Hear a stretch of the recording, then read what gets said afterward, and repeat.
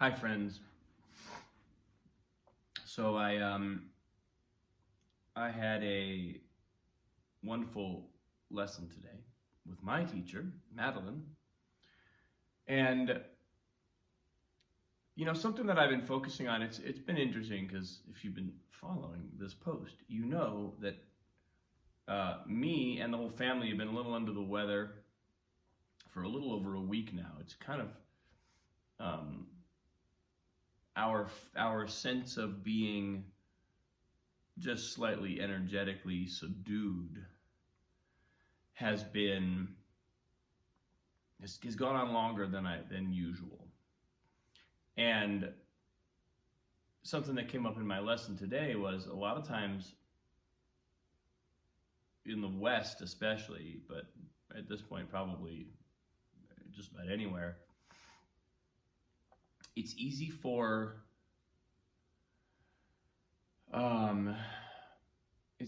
us to get, sorry, you're about to fall off the table you're sitting on. It's easy for us to be so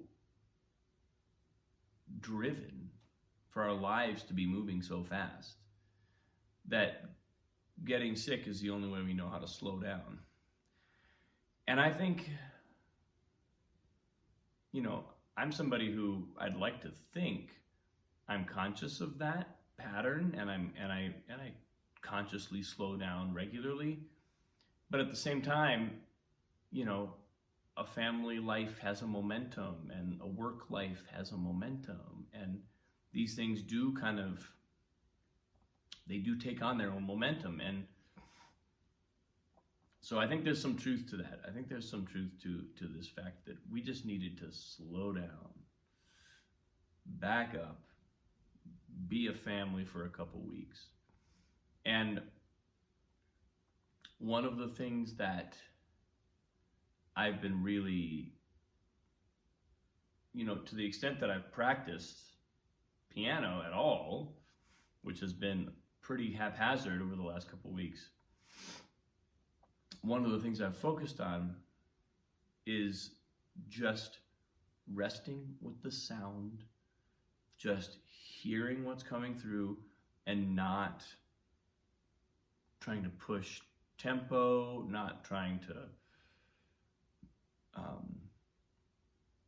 not letting the urgency of my kind of underlying musical drive and creative drive, which I know is a powerful energy, not letting that take over too much, not letting that run the show.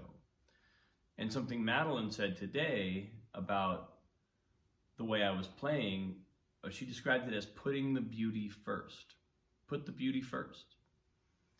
And for me, especially when it comes to classical music, and again, I'm working on Chopin etudes right now, and those are pieces that are really it's easy to feel the impulse to play them fast, and it's easy to get caught in the trap of we need to be playing them fast because that's the point.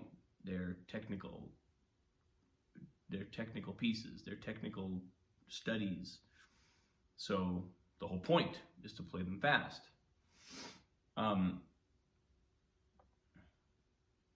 But what I found is that by putting the beauty first, everything opens up. Even the speed opens up. I'll even find that when I play from that place, there's a kind of space around what I'm doing, and I can feel how if I can stay in this space, I'll be able to go faster. Going faster will not be a problem, but going faster won't be the goal either. And going faster won't be happening because I'm being pushed through the piece by some invisible force of momentum. It'll happen because I am naturally, like the music, the beauty is speaking, and it's it's driving the show. It's creating moments of lift, moments of pulling back. So that was just I thought that was a really succinct and kind of poetic phrase. Put the beauty first, which is what we should always be doing, but it's so easy to get caught in the infinite technical minutia of learning music. But here's what I've been working on. This is Chopin Etude number 7, and I'm not playing it at tempo. I'm playing it in a way that allows me to love it and sort of be with it.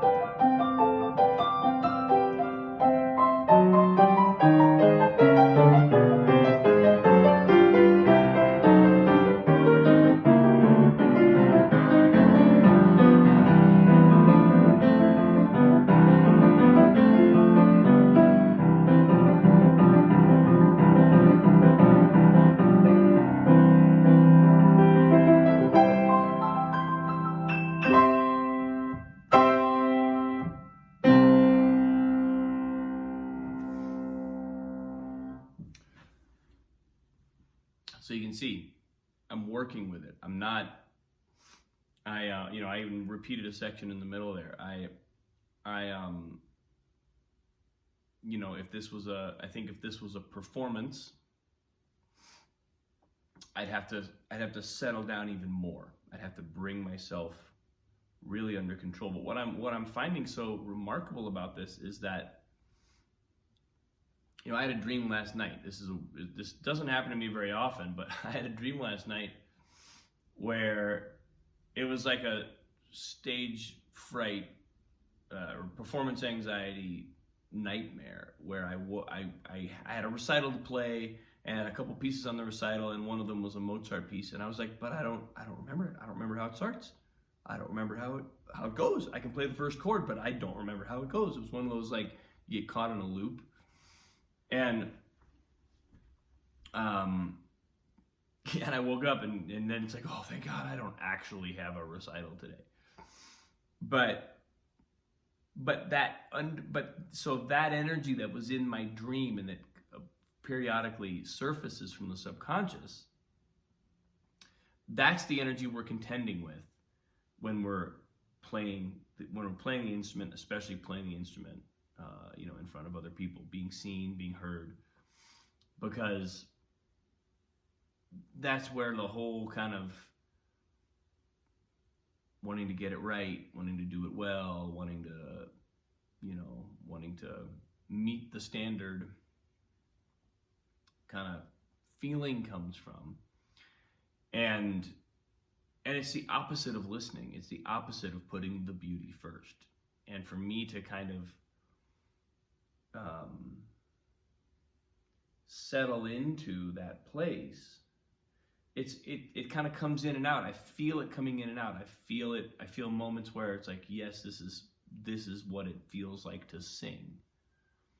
And then I'll kind of have moments where either I go a little too fast, or sometimes it's just something doesn't get expressed quite the way I want it to.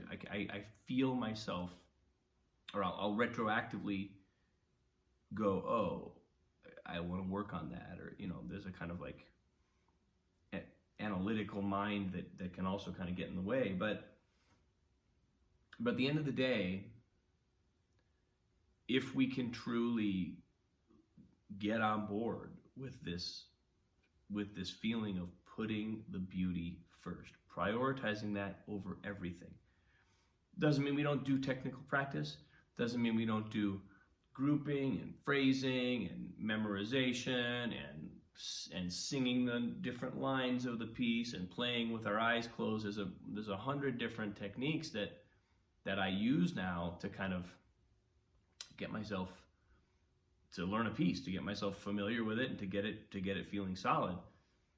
But that putting the beauty for that's the thing that even musicians, even pianists who are completely untrained, who just come to the keyboard and know how to go.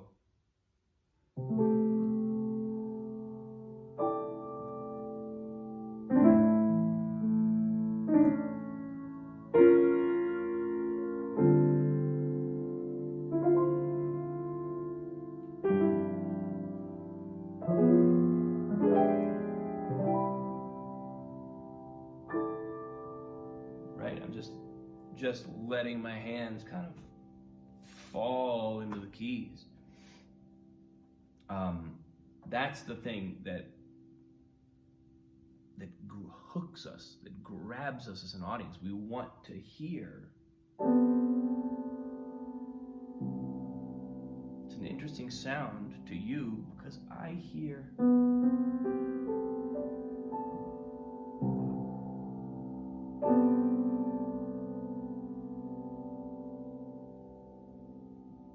And the more I hear it, the more you'll hear it, the more anybody who's listening hears it. It's the most important aspect of piano playing, and it's just so easy to forget.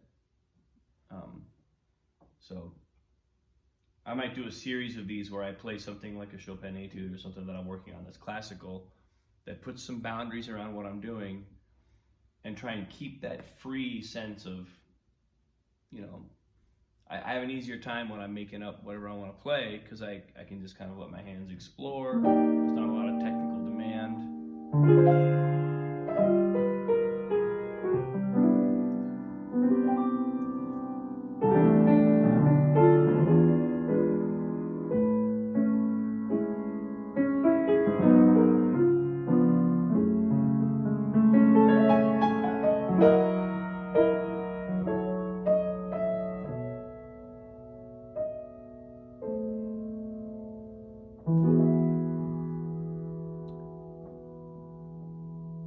Just letting my ears, letting my whole body resonate.